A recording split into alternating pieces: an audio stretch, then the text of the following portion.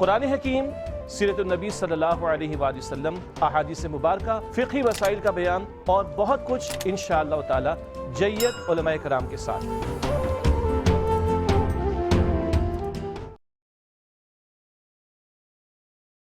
بسم اللہ الرحمن الرحیم، اعوذ باللہ من الشیطان الرجیم، بسم اللہ الرحمن الرحیم۔ خواتین و حضرات، السلام علیکم ورحمۃ اللہ وبرکاتہ و مغفرتہ۔ پروگرام احکام شریعت اور فقہ نفی سے متعلقہ مسائل کے ساتھ ایک دفعہ پھر حاضر ہیں۔ آپ جو پروگرام ہمارا لائیو نہ دیکھ سکیں وہ آپ ہمارے آفیشیل فیس بک پیج پر ایئر وائی کی دیکھ سکتے ہیں، اسی طرح یوٹیوب چینل پہ چلے جائیں یا ویب سائٹ www.arYQTV.tv پر چلے جائیں، انشاءاللہ سارے پروگرام آپ کو مل جائیں گے۔ کچھ اور فیئر کویسچنز ہیں۔ یہ کہتے ہیں کہ بہن کہتی ہیں ہم دکان پہ بعض وقت کپڑے خریدنے جاتے ہیں، وہ کوئی قیمت بتاتا ہے، ہم کہتے ہیں نہیں کم از کم کم کر دو، تو وہ کہتا ہے ہم چلو 10% آپ کو کم کر دیتے ہیں، ہم کہتے ہیں نہیں 20% کم کرو۔ جب وہ مان جائے کہ چلو ٹھیک ہے تو کیا مزید ہم کم کروا سکتے ہیں کہ نہیں؟ دیکھیں اس میں دو صورتیں ہیں۔ ایک تو یہ کہ کوئی فکس اماؤنٹ آپ نے آفر کیا اور اس نے قبول کر لیا، اس میں تو اب آپ پیچھے نہیں ہٹ سکتے۔ مثال کے طور پہ اس نے 100 روپے گز کہا، آپ نے کہا نہیں 80 روپے دو، اس نے کہا چلو ٹھیک ہے 80، تو یہ سودا ڈن ہو گیا ہے، اب آپ پیچھے نہیں ہٹ سکتے۔ اب اس میں کمی بیشی سامنے والے کی مرضی کے بغیر نہیں ہو سکتی۔ اب اگر وہ خود آفر کرے چلیں آپ نے 80 کا میں آپ کو 70 میں اور دے دیتا ہوں اور کم کر دیتا ہوں، ٹھیک ہے اس کی مرضی ہے،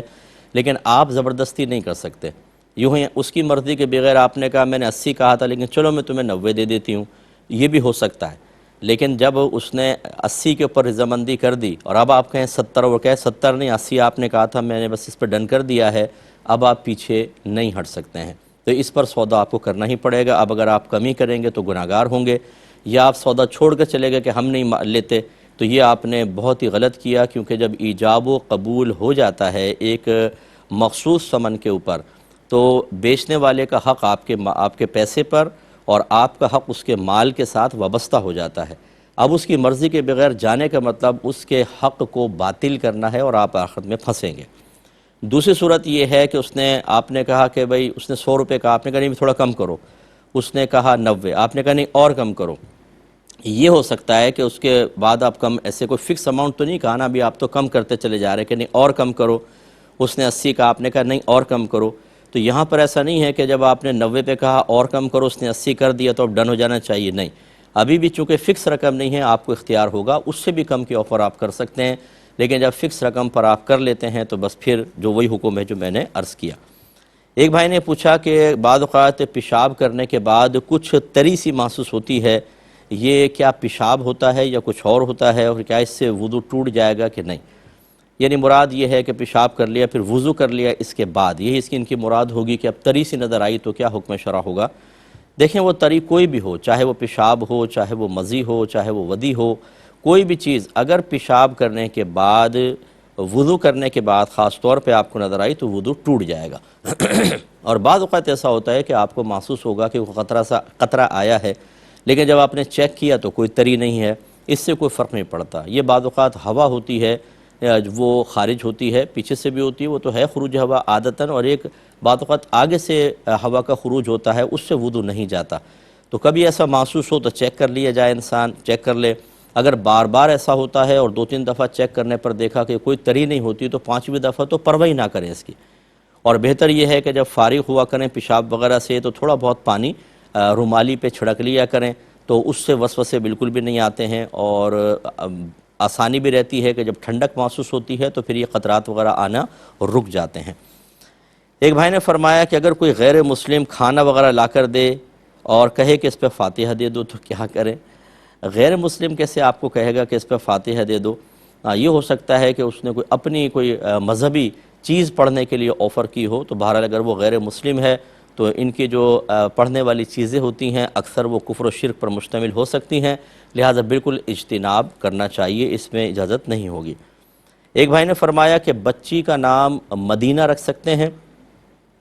دیکھیں مدینہ عموماً شہر کا چونکہ نام ہے اور یہ مذکر استعمال ہوتا ہے اگرچہ اس کے آخر میں تا ہوتی ہے، لیکن یہ ویسی ہے جیسے عائشہ رضی اللہ تعالیٰ عنہ کے آخر میں تا ہے، تو طلحہ کے آخر میں بھی تا ہے، لیکن طلحہ مذکر کے لیے استعمال ہوتا ہے اور عائشہ کا لفظ جو ہے وہ مؤنث کے لیے استعمال ہوتا ہے۔ تو یہ بچوں کے نام تو رکھے جاتے ہیں مدینہ، جیسے مدینہ آ گیا اس لیے ہم کہتے ہیں، مدینہ آ گئی نہیں کہتے۔ ہاں اگر اس کے ساتھ بی بی کا لفظ بڑھا دیں، مدینہ بی بی یا بی بی مدینہ، تو چلو پھر تو کچھ ایسا ہو سکتا ہے، لیکن بہرحال لڑکوں کے نام رکھے جائیں، بچیوں کے نام نہ رکھیں۔ اور ہمارا مشورہ یہ ہوگا کہ نبی کریم صلی اللہ علیہ وسلم کے فرمان عالی شان کو بنیاد بنائیں کہ سرکار صلی اللہ علیہ وسلم نے ارشاد فرمایا انبیاء علیہم السلام کے نام پر نام رکھو، اور یقیناً لڑکوں کے رکھ سکتے ہیں، لڑکیوں کے تو نہیں، کیونکہ نبی صرف مرد ہوئے ہیں۔ اور فرمایا کہ اچھوں کے نام پہ نام رکھو، نیکوں کے نام پہ نام رکھو۔ تو بچیوں کے نام اکثر صحابیات کے نام پہ رکھیں، اور میں سب سے گزارش کرتا ہوں خدا را انفرادیت تلاش نہ کریں، بلکہ ایسا نام رکھیں کہ جب بچی کا نام لیا جائے تو ہماری توجہ ہمارے اکابرین کی طرف جائے۔ ایسی کوشش کریں، ایسے نام نہ رکھیں کہ نام لیے جائیں تو کوئی غیر مسلم ذہن میں آئے، فضول قسم کی چیز میں ذہن میں آئے، یا کچھ بھی ذہن میں نہ آئے، بس سامنے والے کی آئے۔ یہ بھی کوئی میں منع نہیں کر رہا ہوں، ناجائز نہیں کہہ رہا ہوں، لیکن پری پلان میں نے دیکھا یہ کام ہو رہا ہے کہ ہمارے درمیان ان ناموں کو عام کر دیا جن کو لیا جائے تو ہمارا تعلق ماضی سے کٹ ہی جائے گا، اور ان ناموں سے بیزاریت ڈالی جا رہی ہے کہ اگر ان ناموں کو لیا جائے تو اکابرین کی طرف ذہن جائے کہ کم از کم چلو فکری تعلق تو قائم ہو۔ مثلا بچی کا نام خدیجہ ہے، عائشہ ہے، فاطمہ ہے، مریم ہے، ماریہ ہے، یہ ازواج مطہرات کے نام ہیں۔ تو جب آپ نام پکاریں گے تو بچی کا نام رکھا ہے حالانکہ، لیکن چونکہ وہ اکابرین سے نسبت رکھتا ہے تو ضرور توجہ اکابر کی طرف بھی جائے گی، بزرگوں کی طرف جائے گی، اور یہ بہت اچھی چیز ہوتی ہے۔ کوشش کریں اسی طرف آپ آئیں۔ کسی نے پوچھا کہ اگر کوئی روزہ رکھا ہو، کسی نے روزہ رکھ لیا اور وہ سو گیا، اور پھر اس کو خواب میں ایک لذت والی فیلنگ بھی محسوس ہوئی، لیکن جب جاگ کر کپڑے وغیرہ چیک کیے تو کوئی تری نہیں تھی، تو روزے کا کیا حکم ہوگا اور غسل واجب ہوگا یا نہیں ہوگا؟ دیکھیں، غسل میں نبی کریم صلی اللہ علیہ وسلم کا بنیادی اصول یہی ہے کہ اگر کوئی خواب دیکھتا ہے لیکن صبح اٹھ کر تری نظر نہیں آتی تو اس پہ غسل واجب نہیں ہے، اور اگر خواب وغیرہ کوئی یاد نہیں ہے لیکن صبح اٹھنے پہ تری نظر آئی جس کا مادہ منویہ ہونے کا یقین ہے یا غالب گمان ہے، تو بہرحال اس کا غسل اس پہ غسل واجب ہو جائے گا۔ اور روزے کا مسئلہ یہ ہوتا ہے کہ روزے کی حالت میں چاہے احتلام ہو یا نہ ہو، روزے پہ کوئی فرق نہیں پڑتا، ٹھیک ہے نا؟ یعنی سوتے کی بات کر رہا ہوں کہ اگر خود بخود غسل واجب ہو جاتا ہے سوتے میں تو اس سے روزے پر کوئی فرق واقع نہیں ہوتا۔ روزہ اس صورت میں ٹوٹے گا کہ جب روزہ یاد ہو اور انسان جان بوجھ کر اپنے اوپر غسل واجب کرے، چاہے وہ زوجہ سے جسمانی تعلق کے ساتھ ہو یا کسی اور ذریعے سے، اگر غسل واجب کرے گا تو روزہ ٹوٹے گا، ورنہ روزہ احتلام وغیرہ سے قائم ہی رہتا ہے۔ ایک کالر ہمارے ساتھ ہیں۔ السلام علیکم۔ وعلیکم السلام۔ جی بہن، ہیلو۔ جی آواز آ رہی ہے، آپ بولیے۔ ہاں جی مفتی صاحب، میرا ایک سوال ہے کہ مرد عورت سے اپنا نکاح خود پڑھوا لے، گواہ بھی موجود ہوں لیکن گواہوں کو جانتا نہ ہو، نہ مرد نہ عورت، تو اس حالت میں نکاح ہو جائے گا؟ ٹھیک ہے۔ اور جو ہے نا طلاق دی ہو میاں نے، پھر بیوی نے بھی کال کاٹ دی اور میاں نے بھی کہا ہو کہ میں نے 2 بار دی ہیں دوران عدت، پھر رجوع کر لیا ہو اور کلمہ پڑھ کے کہے کہ میں نے 2 بار طلاق کہی تھی، 3 بار نہیں کہی تھی۔ دوران عدت 2 طلاقیں دے دیں؟ نہیں، پہلے 2 دی تھی، پھر دوران عدت رجوع کر لیا، یہ کہے کہ میں نے 2 طلاقیں دی تھی، کلمہ پڑھ کے کہا ہے کہ میں نے 2 دی تھی۔ تو بیوی کیا کہہ رہی ہے؟ بیوی کو یاد نہیں ہے، انہوں نے کال کاٹ دی تھی۔ چلنا ٹھیک ہے، میں بتاتا ہوں۔ ایک اور کالر ہیں۔ السلام علیکم۔ وعلیکم السلام۔ مفتی صاحب، میرے نام مسلم دوست ہے لڑکی، تو کیا دوستی رکھنا جائز ہے یا نہیں؟ آپ کی آواز سمجھ میں نہیں آئی، ذرا دوبارہ کہیے گا، دوبارہ کہیں۔ جی مفتی صاحب، میرے دوست ہے نان مسلم لڑکیاں، تو کیا دوستی رکھنا صحیح ہے یا نہیں؟ اچھا، غیر مسلم لڑکی سے دوستی، ٹھیک ہے۔ اور ہاں جی ہاں، غیر مسلم لڑکی سے دوستی۔ جی، اور دوسرا سوال ہے کہ فجر کا نماز چھوٹ جانے پر پھر سورج نکلنے کے بعد 10 بجے تک پڑھتے ہیں، لڑکے پڑھتے ہیں، لڑکیاں پڑھ سکتی ہیں نا؟ چلیں ٹھیک ہے۔ اور بس چلیں بتاتا ہوں انشاءاللہ۔ انہوں نے کہا کہ مرد عورت سے نکاح پڑھوا لے تو کیا حکم ہوگا؟ اس میں 2 صورتیں ہو سکتی ہیں کہ یا تو نکاح خواہی عورت بیٹھی ہو، گواہ بھی موجود ہیں، لڑکا لڑکی بھی ہیں، اور اس عورت نے ان سے ایجاب و قبول کروا لیا تو بالکل نکاح ہو جائے گا، کہ نکاح حقیقتاً نہ مرد پڑھا رہا ہوتا ہے نہ عورت پڑھا رہی ہوتی ہے، ہمیشہ یاد رکھیں۔ نکاح ہوتا ہے ایجاب اور قبول سے۔ اگر کوئی بھی نکاح خواہ نہ ہو، عورت مرد کو کہے کہ میں آپ کو اجازت دیتی ہوں کہ آپ میرا نکاح اپنے ساتھ کر لیں، اور مرد کہے کہ میں نے تیرا نکاح اپنے ساتھ کیا، مہر کا ذکر بھی کر لیں، 2 گواہ بھی موجود ہیں، نکاح ہو جائے گا۔ یہ جو نکاح خواہ اب ہمارے درمیان موجود ہوتے ہیں، یہ صرف ایک مطلب فارمیلٹی پوری کرنی ہوتی ہے، ایک ہمارا نکاح فارم فل کرنا ہوتا ہے، اس وجہ سے یہ باقاعدہ یعنی قانونی حیثیت اس کی ہو گئی ہے، ورنہ یہ کوئی ضروری نہیں ہوتا۔ اسی لیے تجدید نکاح کے اندر جب ہم کہتے ہیں، بعض لوگ گھبرا جاتے ہیں کہ ہمیں اب نکاح خواہ کو بھی بلانا پڑے گا۔ ارے بھائی نہیں بلانا پڑے گا، آپ میاں بیوی سامنے بیٹھو، 2 گواہ اپنے یہاں موجود کرو، عاقل بالغ مسلمان ہونے چاہیے، ان کے سامنے ایجاب و قبول کر لیجئے، نکاح ہو جائے گا۔ تو ایک تو صورت یہ ہے۔ دوسرا یہ کہ عورت سے پڑھوا لیے کا مطلب یہ ہے کہ یوں شوہر نے کہا بھی میں اجازت دیتا ہوں کہ تم میرا نکاح اپنے ساتھ کر لو، اور عورت نے کہا کہ میں نے اتنے مہر کے بدلے میں آپ کا نکاح اپنے ساتھ کیا، تب بھی درست ہے، جیسا بھی میں نے آپ کو بتایا، بس 2 گواہ ہونے چاہیے۔ آگے انہوں نے کہا کہ جو گواہ موجود تو ہیں لیکن نہ مرد ان کو جانتا ہے نہ عورت ان کو جانتی ہے، تو کیا نکاح ہو جائے گا؟ دیکھیں، اگر وہ دونوں عاقل بالغ مسلمان مرد ہیں، ٹھیک ہے نا، عاقل بھی ہوں، پاگل مجنون نہ ہوں، اور بالغ ہونے چاہیے، نابالغ نہ ہوں، بالکل مطلب بچے جیسے ہوتے ہیں، اور اسی طریقے سے مسلمان ہونا ان کا ضروری ہے، وہ دونوں سن رہے ہوں تو وہ گواہ ہیں۔ یہ جو ہم نکاح کی ایک مجلس محفل منعقد کرتے ہیں اور اس میں کہتے ہیں یہ لڑکی کے گواہ ہیں، لڑکے کے، یہ صرف کاغذاتی کارروائی پورا کرنے کے لیے ہوتی ہے، ورنہ جتنے لوگ اس وقت وہاں سن رہے ہیں سب کے سب اس نکاح کے گواہ ہوتے ہیں۔ تو جو وہاں موجود ہیں، سن رہے ہیں، مسلمان ہیں، عاقل ہیں، بالغ ہیں، تو وہ گواہ بالکل ہوں گے، چاہے لڑکا لڑکی ان کو نہ جانتے ہوں، نکاح بالکل درست ہے۔ ایک مختصر سا بریک لیں گے، ہمیں یقین ہے ہمارے ساتھ ہی رہیں گے۔ بسم اللہ الرحمن الرحیم۔ دوسرا انہوں نے کویسچن کیا تھا کہ اگر شوہر نے طلاق دی، عدت جاری ہو، اب وہ بقسم کہہ دے، حلفیہ بیان دے دے کہ میں نے تو 2 طلاقیں دی تھیں، تیسری نہیں دی تھی، تو کیا اس کا رجوع کرنا ٹھیک ہوگا؟ اور لڑکی کو یاد نہیں ہے، کیونکہ جب شوہر سے طلاق وغیرہ دے رہا تھا تو اس نے فون کٹ کر دیا تھا، کیا حکم شرع ہوگا؟ دیکھیں، وقوع طلاق میں، اسی طرح تعداد طلاق میں، اولاً شوہر کا قول مانا جاتا ہے۔ مطلب کہنے کا یہ، شوہر اگر بیوی کہتی ہے طلاق نہیں دی، شوہر کہتا ہے دی ہے، تو شوہر کا قول کا اعتبار ہوگا، طلاق ہو جائے گی۔ اسی طریقے سے اگر عورت کہہ رہی ہے کہ دی ہے، شوہر کہتا ہے نہیں دی، تو پہلے بیوی سے کہا جائے گا آپ گواہ پیش کریں، اگر وہ گواہ پیش نہیں کر سکتی تو شوہر سے کہا جائے گا آپ قسم کھائیں کہ آپ نے طلاق نہیں دی، وہ قسم کھا لے گا تو اس کا قول کا اعتبار ہوگا۔ اسی طرح تعداد طلاق میں، بیوی 1 کا دعویٰ کر رہی ہے، وہ 2 کا کرے گا، شوہر کے قول کا اعتبار۔ اور اگر شوہر کم طلاقوں کو کہہ رہا ہے، بیوی زیادہ طلاقوں کا کہہ رہی ہے، تو اس پہ گواہ پیش کر دے، اسی کی مانی جائے گی۔ اگر نہیں گواہ پیش کر سکتی تو ایک قسم کے ساتھ انکار کرے کہ نہیں 3 نہیں تھیں، 2 تھیں یا 1 تھیں، تو اس کا قول معتبر ہوگا۔ اب چونکہ یہاں پر لڑکی نے تو ویسی فون بند کر دیا تھا، اس کو نہیں پتا تو کیا گواہ پیش کرے گی اور کیا وہ اس پہ کہے گی؟ اگر شوہر یہ کہتا ہے اور حلفیہ بیان دے دیتا ہے کہ میں نے 2 بار ہی طلاق دی تھی، تیسری نہیں دی تھی، تو بالکل دوران عدت وہ اگر تو طلاق رجعی دی تھی، یعنی لفظ طلاق سے دی تھی، تو وہ بالکل رجوع کر سکتا ہے، اب نکاح کی حاجت نہیں، بس زبان سے کہہ دے کہ میں نے تم سے رجوع کیا، وہ اس کے نکاح میں آ جائے گی۔ لیکن اچھی طرح یاد رکھیں کہ اب یہ 1 طلاق کا مالک رہے گا، 2 طلاقیں ہو گئیں۔ رجوع کا مطلب سابقہ طلاقوں کا ختم ہو جانا نہیں ہوتا، یہ ذہن میں رکھیں۔ اور اگر فرض کر لیں کہ طلاق بائن دی تھی، جیسے لفظ آزاد سے طلاق دیتے ہیں، اس طرح دی تھی، تو پھر چاہے دوران عدت ہو یا عدت کے بعد جدید نکاح کے ساتھ اس کو دوبارہ اپنے عقد میں رکھ سکتا ہے، اور اس صورت میں بھی جو پہلے طلاقیں بہرحال ہو گئیں، وہ واپس نہیں آتی ہیں۔ ایک انہوں نے کہا کہ یہ بچی نے پوچھا کہ کیا غیر مسلم لڑکی سے دوستی کرنا شرعاً صحیح ہے؟ دیکھیں، ہمارا مشورہ تو ہوگا کہ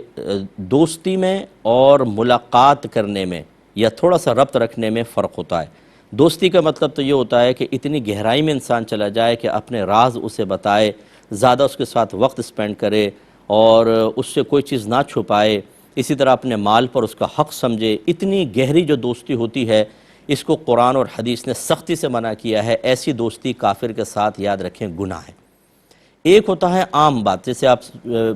فیس بک پر کسی سے ہائے ہیلو ہو گئی، تھوڑی بہت روزانہ بات ہو جاتی ہے، اس کو دوستی نہیں کہتے، اس کو کہتے ہیں ملاقات۔ لیکن اس میں دوستی تو ویسی منع ہے، لیکن جو ملاقات ہوتی ہے، ایک ربط ہوتا ہے، ایک کانٹیکٹ ہوتا ہے، ایک سطحی اور ظاہری قسم کا، اس کو بھی بلا ضرورت نہ کیا جائے، کیونکہ جو ہمارے مسلمانوں کی مذہبی اور عقیدے کے اعتبار سے حالت ہے وہ کسی پر مخفی نہیں، اور ہم جیسے لوگوں پر تو بالکل بھی نہیں ہے کہ ہم ایک مسلمان گھرانے میں پیدا ہو جاتے ہیں لیکن اپنا عقیدہ بھی نہ کسی کتاب کو پڑھ کے سیکھا ہوتا ہے، نہ کسی عالم دین سے سیکھا ہوتا ہے، تو ہمیں کچھ نہیں پتہ ہوتا، نہ دیگر مذاہب کے بارے میں معلوم ہوتا ہے۔ اس قسم کی دوستی جو ہے بعض اوقات ہم اپنے عقیدہ ایک رکھتے ہیں لیکن سطحی قسم کا ہوتا ہے، اس کی گہرائی اور معرفت حاصل نہیں ہوتی۔ میں نے دیکھا ہے، جو میرا مشاہدہ ہے، کہ نتیجہ نکلتا ہے کچھ عرصے بعد اپنے مذہب اسلام کی پابندیاں بری محسوس ہونے لگتی ہیں اور ان کا مذہب اچھا محسوس ہونے لگتا ہے، یا کم از کم ایک باطل مذہب کے لیے دل کے اندر جو ناپسندیدگی مطلوب شرع ہے وہ ناپسندیدگی ختم ہو جاتی ہے۔ اور میں نے کتنے لوگوں کو مرتد ہوتے ہوئے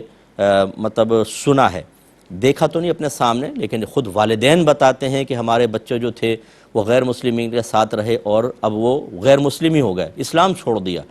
تو یہ کیوں ہوتا ہے؟ اس لیے کہ آپ نے اپنے اسلام کو نہیں سیکھا، اس پہ وارد ہونے والے اعتراضات، ان کے جوابات آپ کو نہیں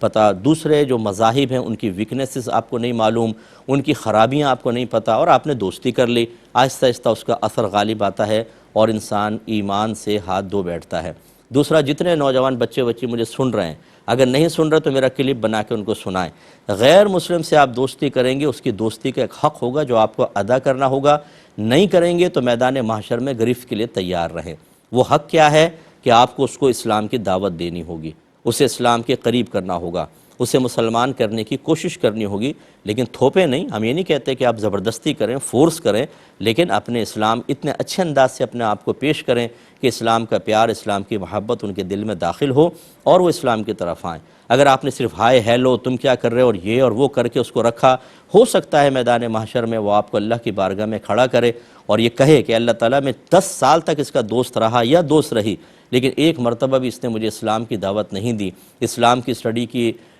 آفر نہیں کی۔ اگر ہوتا تو شاید میں مسلمان ہو جاتی، بس وہاں پہ آپ کی گرفت ہوگی اور آپ پھنس جائیں گے۔ اس قسم کے کئی واقعات حدیثوں میں موجود ہیں، اطلاعات موجود ہیں کہ ایک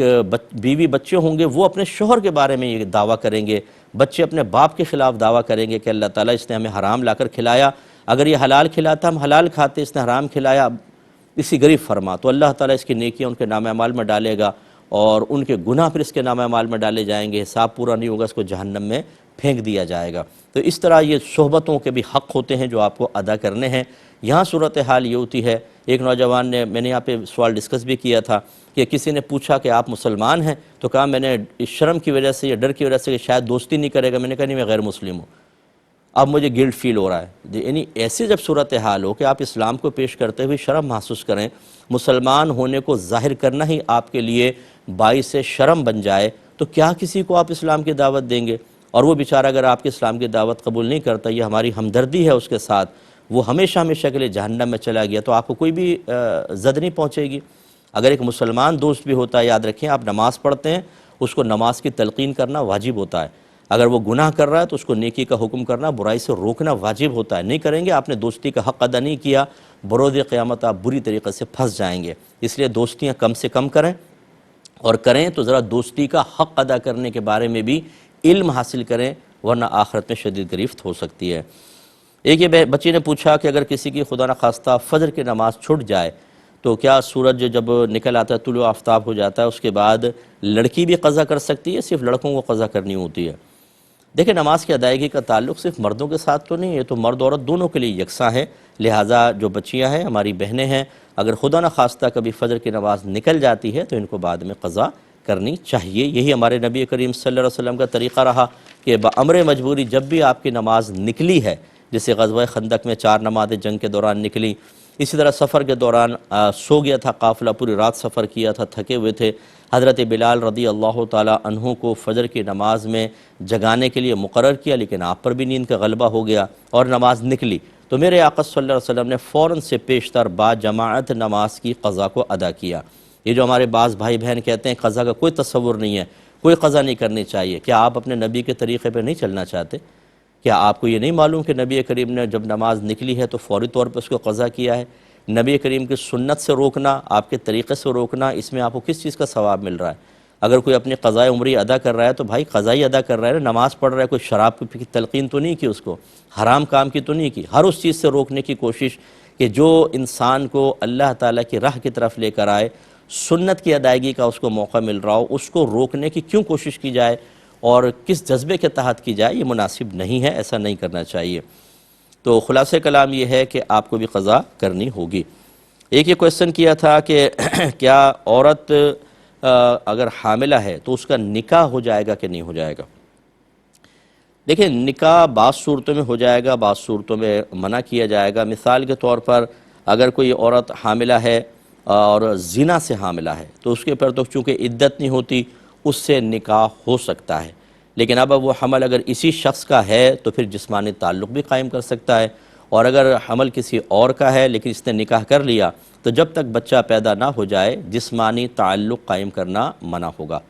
اور فرض کر لیں کہ اگر وہ حاملہ تھی، شوہر فوت ہو گیا تو یقینی سی بات ہے کہ عدت چل رہی ہے اس کی۔ اسی طریقے سے کسی نے طلاق دی تھی، اس کی بیوی حاملہ ہے تو یہ حمل کے دوران عدت جاری ہوتی ہے، عدت کے دوران نکاح نہیں ہو سکتا، لہٰذا ابھی نہیں کریں، جب اس کے بعد عدت ختم ہو جائے اس کے بعد نکاح ہوگا۔ یہ کہتے ہیں کہ کوئی نعت پڑھ رہا تھا تو کہا یہ کیسا گا رہا ہے، تو نعت کو گانے کے ساتھ تشبیہ دینا یا تعبیر کرنا کیا حکم شرع ہوگا؟ دیکھیں، اگر یہ غلطی سے منہ سے نکل گیا تب تو اس کو اوائڈ کرنا چاہیے۔ جان بوجھ کے کہنے میں کوئی سخت حکم تو نہیں ہوگا کہ حرام اور گناہ کبیرہ کا ہو، لیکن غیر مناسب ہے کہ ہمارے ہاں جب لفظ گانا کہا جاتا ہے تو اکثر منفی تصور قائم ہوتا ہے، اور نعت شریف کہا جاتی ہے تو میرے آقا صلی اللہ علیہ وسلم کی ثنا اور تعریف پر مشتمل کلام ذہن میں آتا ہے۔ تو اب نعت کو گانے سے تعبیر کرنا یقیناً کوئی توہین یا تحقیر کا ارادہ تو ایک مسلمان نہیں کرے گا، ہمارا حسن ظن ہے، لیکن سامنے والوں کے ذہن میں غلط تصور قائم ہوگا کہ جیسے گانوں کے اندر غلط مفاہیم بیان کیے جاتے ہیں، شاید وہ نعت کو بھی ایسا سمجھ رہا ہے، لہٰذا یہ لفظ نعت شریف کے لیے بالکل استعمال نہ کیا جائے، اور احتیاطاً اگر کسی کے سامنے ایسے لفظ کہے تھے تو اس کو اعلانیہ توبہ کرنی چاہیے تاکہ لوگوں کے دل میں بدگمانی پیدا نہ ہو اور غیبتوں اور چغلیوں کے دروازے مکمل طور پر بند ہوں۔ ایک یہ کویسچن کیا کہ اگر شوہر بیوی کو بہت زیادہ مارتا پیٹتا ہو، بے راہ روی کا شکار بھی ہو اور جسمانی تعلق بھی قائم نہ کرتا ہو تو عورت کیا کرے؟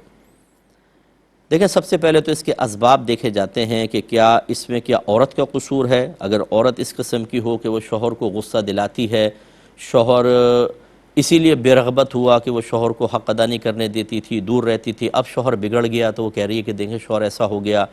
یوں ہی وہ بدتمیزیاں کرتی ہے، دیگر چیزیں جس پر مجبور ہو کے شوہر نے ہاتھ اٹھایا، تو اس میں میں نہیں کہہ رہا ہوں کہ شوہر یہ ٹھیک کر رہا ہے، اب وہ بھی غلط کر رہا ہے، لیکن اس میں زیادہ قصور اگر عورت کا ہے تو وہ بھی قصوروار کہلائے گی، اور ایسی صورت میں ہم یہ کہیں گے کہ آپ صبر کریں، اور چونکہ اس سٹیج تک شوہر کو لانے میں آپ ہی نے ایک اہم کردار ادا کیا ہے تو اب اپنا چیلنج بنائیں اور کوشش کریں کہ اب شوہر کو سیدھے راستے پر لانے کو بھی آپ اپنا ایک مشن بنا لیں کہ اب یہ میں نے کرنا ہے اور یہ کریں۔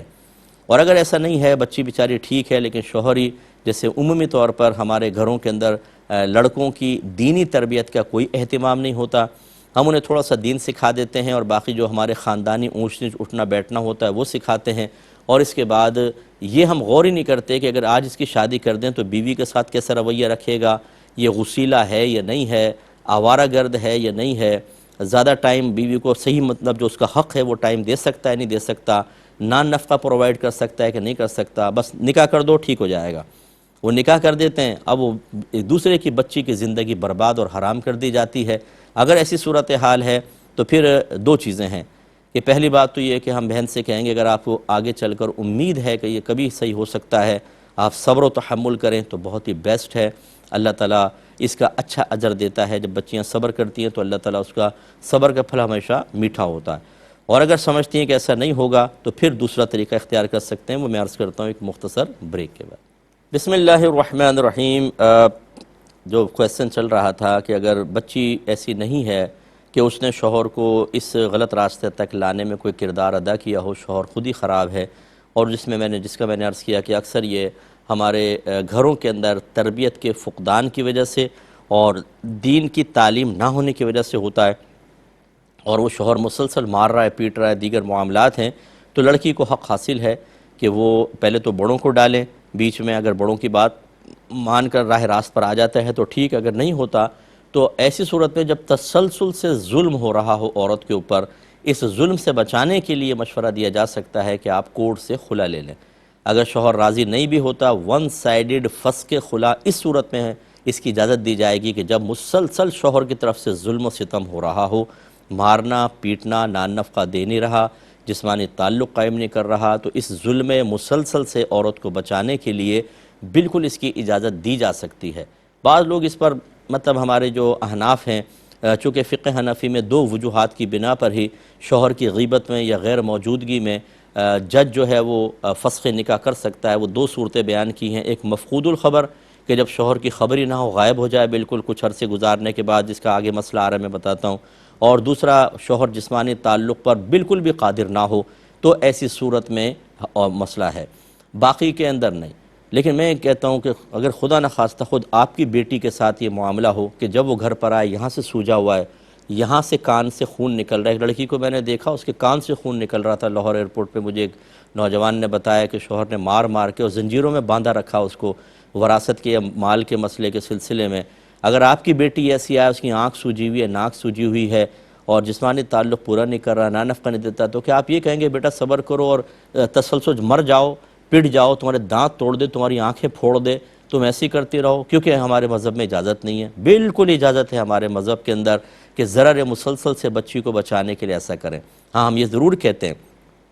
کہ بعض اوقات اتنا شدت نہیں ہوتی، لیکن جب بچی جا کر کسی وکیل سے مشورہ کرتی ہے تو بعض وکلاء ایسے ہوتے ہیں جو عورت سے کہتے ہیں کہ آپ کا کیس ویک ہے، کمزور ہے، آپ تھوڑا اس میں الزامات لگائیں کہ شوہر بہت مارتا ہے، پیٹتا ہے، نان نفقہ نہیں دیتا، جسمانی تعلق قائم نہیں کرتا، جوا کھیلتا ہے، شراب پیتا ہے، غیر عورتوں سے مراسم، یعنی جھوٹ لکھوا کر پھر وہ فسخ نکاح لیتے ہیں۔ اس کو ہم منع کرتے ہیں کہ ایسا بالکل صحیح نہیں ہے۔ ابھی بھی میری اس بات کو سن کر کوئی ایسا نہیں کہ کوئی ازغد فیصلہ کر لے۔ اچھی طرح یاد رکھیں، یہ میں نے صرف ایک مسئلہ بتایا، اگر آپ کے ساتھ یا آپ کے خاندان کی کسی بچی کے ساتھ اس قسم کو کوئی مسئلہ ہو، پوری سچویشن لکھ کر کسی اچھے مستند مفتی صاحب کے پاس جائیں اور ان سے اس پر فتویٰ لیں، ریٹن فتویٰ حاصل ہو جائے، وہ اجازت دے دیں تو پھر عملی قدم اٹھائیں۔ اگر وہ منع کرتے ہیں، اور یقینی سی بات ایک سمجھدار مفتی جو ہے وہ دیکھ بھال کری یس یا نو کرے گا، اس کے تقاضے کے مطابق عمل کیجئے۔ یہ نہیں کہ آپ ہماری کلپ سنیں اور کہیں صاحب نے کہہ دیا ہے تو ٹھیک ہے چلو بھائی۔ تو بعض بچیاں تو صرف ایک 38 دن کے اندر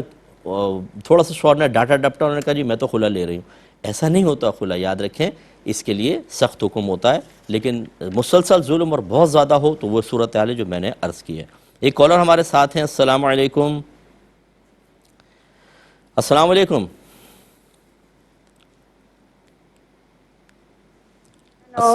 السلام علیکم، جی بہن فرمائیے۔ وعلیکم السلام۔ جی میرا سوال یہ تھا مفتی صاحب کہ جس طرح زمین خشک ہو کر پاک ہو جاتی ہے تو سیڑھی ہوتی ہے جس طرح، اور کچن کاؤنٹر اور واش روم میں جو کاؤنٹر بنے ہوئے ہوتے ہیں وہ بھی زمین سے متصل ہوتی ہے پلرز کے ساتھ، تو وہ بھی کیا ڈرائی ہو کر خشک ہو کر پاک ہو جاتی ہے؟ اور دوسرا میرا کوشچن یہ تھا کہ جیسے ہم دکان سے شاپ سے چکن لے کر آتے ہیں اور گائے کا گوشت اور کلیجی وغیرہ، تو ہم وہ واش کرتے ہیں تو اس کے چھینٹے کپڑے وغیرہ پہ پڑتے ہیں، تو وہ پاک ہوتے ہیں یا ناپاک ہوتے ہیں؟ ٹھیک ہے۔ اور ٹھیک ہے، اور مجھے پوچھنا تھا کہ جیسے وہ اگر جیسے بچے ہیں، چھوٹے بچے اسکول جاتے ہیں، وہ اسکول سے آتے ہیں، وہ کہتے ہیں کہ ہمارے کپڑوں پہ پی پی لگ گئی ہے یا کسی نے الٹی کی تھی تو الٹی لگ گئی ہے، تو ہم بچوں کا مطلب وہ ناپاک تصور کریں گے، بچوں کی بات مانیں گے یا نہیں مانیں گے؟ ٹھیک ہے۔ اور مجھے یہ پوچھنا تھا کہ جیسے اگر سیڑھی وغیرہ ہے اور باہر بارش ہوتی ہے تو اگر وہ ناپاک ہو گئی تھی تو بارش سے کیا وہ پاک ہو جاتی ہے، ہمیں پاک کرنا ہوگا؟ یہ سیڑھیاں وغیرہ؟ جی جی، جو باہر سیڑھیاں وغیرہ گھروں پہ لگی ہوئی ہوتی ہیں۔ ٹھیک ہے، میں عرض کرتا ہوں، انہی کو لے لیتے ہیں۔ دیکھیں، زمین خشک ہو کر پاک ہو جاتی ہے، یہ اصول ہمیں حدیث سے ملا ہے۔ خشک ہو کر پاک ہونے کا مطلب یہ ہے کہ اگر اس پہ کوئی نجاست گری تھی، پھر گرم ہوا، دھوپ یا شدید گرمی کی وجہ سے نہ اس پہ نجاست کا رنگ رہا، نہ کوئی اسمیل وغیرہ آ رہی ہے، تو یہ زمین پاک کہلائے گی۔ جیسے مٹی کے اوپر پیشاب کر دیا کسی بچے نے، پھر دھوپ وغیرہ پڑی ہے، بالکل نہ اسمیل رہی، نہ اس کے اوپر کوئی نشانات وغیرہ ہیں، تو پاک ہے۔ یہی ہمارے فرش کا مسئلہ ہوتا ہے، تو یہ پاک ہو جاتے ہیں۔ اب اگر آپ کا دل نہیں مان رہا تو بہرحال آپ اس کو پاک کر سکتے ہیں، یعنی پانی باقاعدہ بہا سکتے ہیں، یا کوئی مطلب فنائل وغیرہ کا پوچھا وچا مار کے چھوڑ دیں، جب خشک ہو جائے گا بالکل، اسمیل تو ویسے ہی ختم ہے اور پھر نجاست کا اثر ختم ہو گیا ہے، پاک ہو جائے گی۔ ابھی بہن نے پوچھا کہ چلیں یہ تو زمین کا مسئلہ ہے، لیکن جو سلیب وغیرہ ہوتی ہیں، کوئی دیوار کھڑی ہوئی ہے اس کا کیا مسئلہ ہوگا؟ تو دیکھیں جو چیزیں زمین سے اتصال رکھتی ہیں، متصل ہیں کہ وہ ہٹتی نہیں ہیں، جڑی ہوئی ہیں، ان کا حکم پھر زمین کا ہی ہوتا ہے۔ تو چنانچہ یہ تو مطلب دیوار آپ نے کہا یا سلیب وغیرہ کہی، یہ جو درخت ہوتے ہیں اور یہ جو گھاس وغیرہ کھڑی ہوتی ہے، اس کے اوپر اگر پیشاب کر دیں تو یہی زمین والا حکم ہوتا ہے کہ جب تک وہ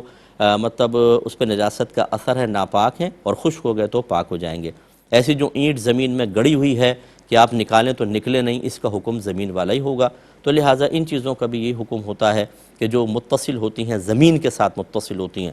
اب اگر یہ مطلب ایک جیسے کچن کی سلیب ہے، اس کے اوپر ہو جائے تو یہ تھوڑا سا مطلب اس کو زمین سے اتصال نہیں کہتے، دیوار سے اتصال کہتے ہیں، ان کو پاک کر لیں تو بیسٹ ہے اور بہتر ہے۔ لیکن ان میں بھی یہ اصول ہو سکتا ہے کہ اگر آپ اس پر اچھی طرح کپڑا وپڑا پھیر دیں اور وہ ہوا وغیرہ سے خشک ہو جائے تو وہ پاک مانی جائیں گی، پانی بہانا لازم نہیں ہوگا، کیونکہ بہرحال کسی نہ کسی طرح زمین سے اتصال ہے اس کا۔ تو زمین سے جو چیز متصل ہوتی ہے اس کا بہرحال حکم یہی ہوتا ہے۔ ایک ہی کہتے ہیں کہ گائے کلیجی وغیرہ، گائے کا گوشت لائے کلیجی وغیرہ دھو رہے ہوتے ہیں تو اس کی چھینٹیں کپڑوں پہ پڑ جاتی ہیں، حکم کیا ہے؟ دیکھیں جو گوشت میں خون رہ جاتا ہے یا کلیجی وغیرہ کے اندر، یہ پاک ہوتا ہے، لہذا اگر وہ ڈائریکٹ بھی کلیجی آپ کے کپڑے پہ گر جائے تو کپڑے پاک رہیں گے۔ ہاں اگر جیسے کوئی گائے ذبح کی آپ نے، اس کا بہتا خون ہے، اس میں کلیجی گر گئی،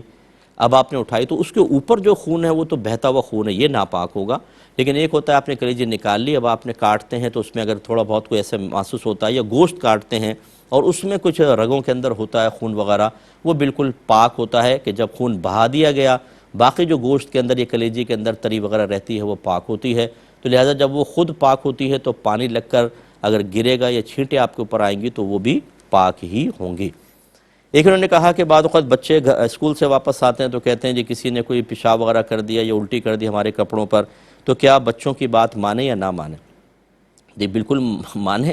اور اثر تو ہوتا ہی ہوتا ہے، نجاست کا اسمیل وغیرہ ہوتی ہے، گندگی نظر آ جاتی ہے، تو بالکل اس میں کوئی مسئلہ نہیں ہے۔ اگر بچہ کہہ رہا ہے کہ ایسا ہوا ہے تو بالکل اس کو پاک کرنا چاہیے۔ یہ نہیں ہے کہ آپ اس کو بچے کی بات کو اوائڈ کر کے اسے ناپاک تصور کریں، کیونکہ جیسے میں نے عرض کیا کہ اس میں صرف بچے کی شہادت نہیں ہو رہی، گواہی بچے کی نہیں ہے، بلکہ نجاست کا اثر۔ لازم بات ہے جب وہ کہہ رہا ہے میرے جسم پہ ایسا ہے تو اسمیل آ رہی ہوگی، پیشاب کی اپنی اسمیل ہے، الٹی کی بھی اسمیل ہوتی ہے، وہ بالکل پتہ چل جاتا ہے، اور ماؤں کو تو بالکل بہت زیادہ پتہ ہوتا ہے، کیونکہ بچوں کی ان چیزوں کے ساتھ ماں کا کافی کانٹیکٹ رہتا ہے، وہی پاکی وغیرہ کے مسائل کرتی ہیں، تو بالکل ان کی بات کا اعتبار کر کے ایسا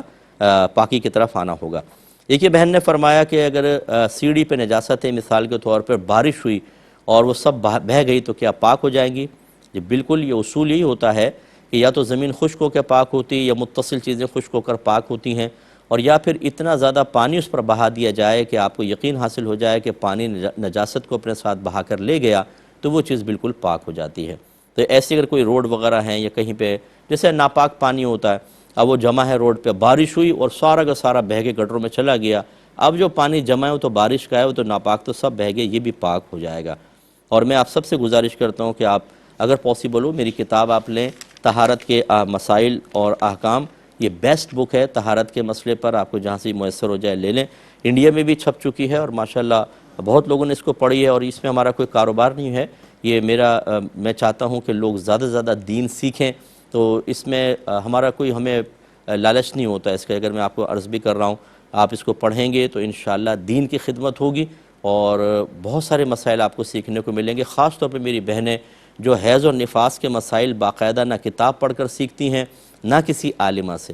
امی سکھائیں گی، دادی، خالہ، پھپھی، کزنز، بڑی بہنیں، ان سے آپ نے مسائل سیکھے ہوتے ہیں، اور اس میں اتنی خرابیاں ہوتی ہیں جس کو کوئی انتہا نہیں، کیونکہ انہوں نے بھی اس طرح کسی سے باقاعدہ نہیں سیکھا ہوتا، تو ضرور آپ سیکھیے، بہت انشاءاللہ فائدہ ہوگا۔ ایک دفعہ پھر آپ کو میں عرض کر دیتا ہوں کہ ہمارے جتنے ایئر وائی کے کیو ٹی وی کے پروگرام ہیں یہ ہمارے آفیشیل فیس بک پیج پر آپ دیکھ سکتے ہیں، آفیشیل یوٹیوب چینل پر بھی آپ ایئر وائی کے دیکھ سکیں گے۔ اس کے علاوہ ہماری ویب سائٹ www.arvyqtv.tv پر بھی آپ جا کر یہ پروگرام ملاحظہ فرما سکتے ہیں۔ میں آپ سے گزارش کروں گا آپ ہمارے پروگرام خود بھی دیکھیں اور دوسروں کو ترغیب دیں، انشاءاللہ آپ کے لیے بہت بڑا ثواب جاریہ ہوگا۔ آپ اپنے میزبان کو، ہماری کیو ٹی وی کی پوری ٹیم کو اجازت مرحمت فرمائیں، آپ ہمارے لیے دعا کیجئے، ہم آپ کے لیے دعا گو ہیں کہ اللہ تبارک و تعالی آپ کو خصوصی طور پر طہارت کے مسائل سیکھ کر اپنے گھر میں ایک پاکیزہ ماحول قائم کرنے کی توفیق عطا فرمائے۔ گندگی سے محفوظ رہنے، ناپاکیوں سے محفوظ رہنے کی توفیق عطا فرمائے، آمین۔ وآخر دعوانا ان الحمدللہ رب العالمین۔